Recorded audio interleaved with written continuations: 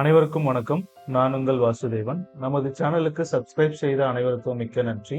இன்னைக்கு இந்த வீடியோ டியூட்டோரியல்ல நம்ம என்ன பார்க்க இருக்கோம் அப்படின்னா, how to create a new partition from C drive in Windows 11.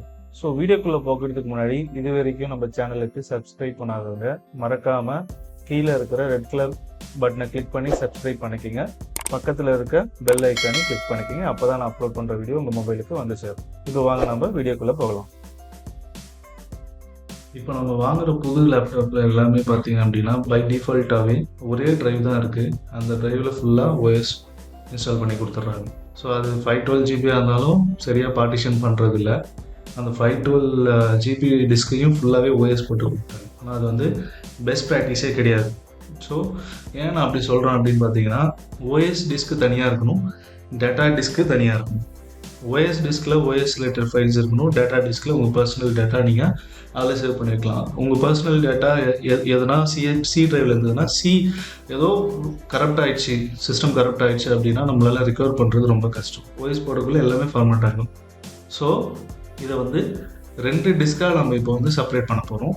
So இப்போ எனக்கு பார்த்தீங்க அப்படின்னா சி ட்ரைவில் வந்து பார்த்தீங்க அப்படின்னா 459 ஜிபி இருக்குது. 459 ஜிபியில் நான் என்ன பண்ண போகிறேன், 200 ஜிபியை வந்து ஓஎஸ் டிஸ்க்குக்கும் 259 ஜிபியை வந்து டேட்டா டிஸ்க்கு, அதாவது அதர் டிஸ்க் டி லெட்டர் டிவாக மாற்ற போகிறேன். ஸோ அது பண்ணுறதுக்கு நம்ம என்ன பண்ணணும் அப்படின்னா, ரன் போயிட்டு விண்டோஸ் ஆர் கிளிக் பண்ணுங்கள். ரன் ஓப்பன் ஆகும்.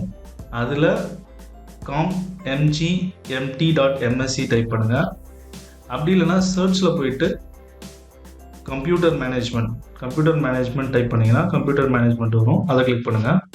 ஸோ கம்ப்யூட்டர் மேனேஜ்மெண்ட்டில் டிஸ்க் மேனேஜ்மெண்ட்டை கிளிக் பண்ணிங்க அப்படின்னா இங்கே எத்தனை பார்ட்டிஷன் இருக்குது அப்படின்றது உங்களுக்கு தெரியும். ஸோ இதில் வந்து சி பார்ட்டிஷனை கிளிக் பண்ணி ரைட் கிளிக் பண்ணி ஜிங்க் வால்யூம் கிளிக் பண்ணுங்கள். இப்போ இது வந்து enter the amount of space in shrink in எம்பின் இருக்கு இல்லையா. ஸோ இதில் தான் நம்ம செகண்ட் பார்ட்டிஷனோட சைஸை வந்து எம்பியில் என்ட்ரு பண்ணோம். ஓகேங்களா. இது வந்து டோட்டல் ஸ்பேஸை இங்கே வந்து நமக்கு காட்டுது. ஸோ இப்போ வந்து நம்ம 259 ஜிபியை தான் நம்ம வந்து அனதர் பார்ட்டிஷனாக ஸ்ப்ளிட் பண்ண போகிறோம். ஸோ எனக்கு வந்து இப்போ வந்து கான்செப்ட் வந்து 1 ஜிபி வந்து எவ்வளோன்னு பார்த்தீங்கன்னா ஈக்குவல் டு 1024 MB. ஸோ அப்போ 250 ஜிபியை வந்து நம்ம 1024 MBயால் இன்டூ பண்ணால் நமக்கு கிடைக்கிறது வந்து பார்த்தீங்கன்னா 265,216 MB. So 259 GB equal to 265,216 MB. So இந்த வேல்யூ தான் நம்ம என்ன பண்ணணுங்க, இந்த இடத்த என்டர் பண்ணணும். சரிங்களா. 265,216. ஓகே. ஸோ கிளிக் பண்ணுங்கள், ஜிங்கை கிளிக் பண்ணுங்கள்.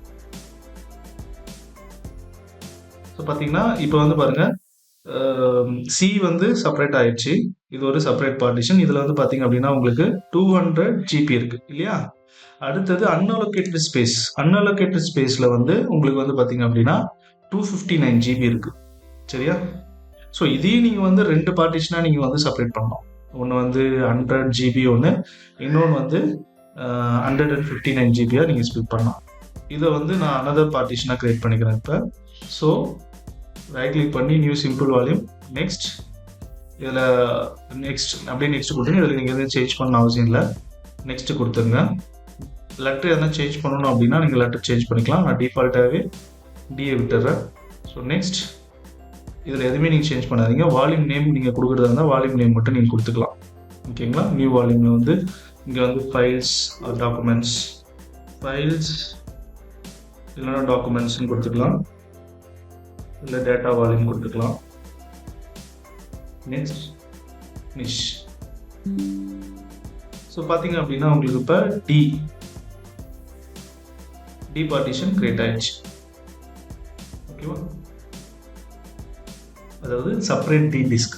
இப்போ வந்து நம்ம இந்த 459 டிஸ்கை வந்து ஜிபியை வந்து செப்பரேட் பண்ணியிருக்கோம். சி அண்ட் டி செப்பரேட் பண்ணிட்டோம். இங்கே வந்து பார்த்தீங்கன்னா சி வந்து 200 ஜிபி, டி வந்து 259 ஜிபி, அதாவது 258 ஜிபி. ஓகேங்களா. ஸோ இந்த வீடியோ உங்களுக்கு யூஸ்ஃபுல்லாக இருக்கும்னு நம்புகிறேன். ஸோ நீங்களும் புதுசாக ஒரு லேப்டாப் வாங்கினீங்கன்னா மறக்காமல் ஃபஸ்ட்டு இதை பார்ட்டிஷன் பண்ணிவிடுங்க. உங்கள் ஒரே டிஸ்க், இப்போ ஓஎஸ் டிஸ்க் வந்து ஒரே டிஸ்காக இருந்தது அப்படின்னா தயவுசெய்து அதை வந்து 2 டிஸ்காக மாற்றி சியில் வந்து ஓஎஸ் டிஸ்கில் வந்து எப்போதுமே ஓஎஸ் ரிலேட்டட் ஃபைல்ஸ் தான் இருக்கணும். அதர் டிஸ்கில் தான் உங்களுடைய பர்சனல் இன்ஃபர்மேஷன், பர்சனல் டேட்டா எதுவாக இருந்தாலும் அதில் தான் இருக்கணும். அதுதான் பெஸ்ட் ப்ராக்டிஸ். ஸோ இந்த வீடியோ உங்களுக்கு யூஸ்ஃபுல்லாக இருக்கும்னு நம்புகிறேன். ஸோ யூஸ்ஃபுல்லாக இருந்தது அப்படின்னா மறக்காமல் நம்ம சேனலுக்கு சப்ஸ்கிரைப் பண்ணுங்கள். இந்த வீடியோவுக்கு லைக் பண்ணுங்கள், ஷேர் பண்ணுங்கள், உங்கள் ஃப்ரெண்ட்ஸுக்கு ஷேர் பண்ணுங்கள். அடுத்த வீடியோவில் உங்களை சந்திக்கிறேன். நன்றி.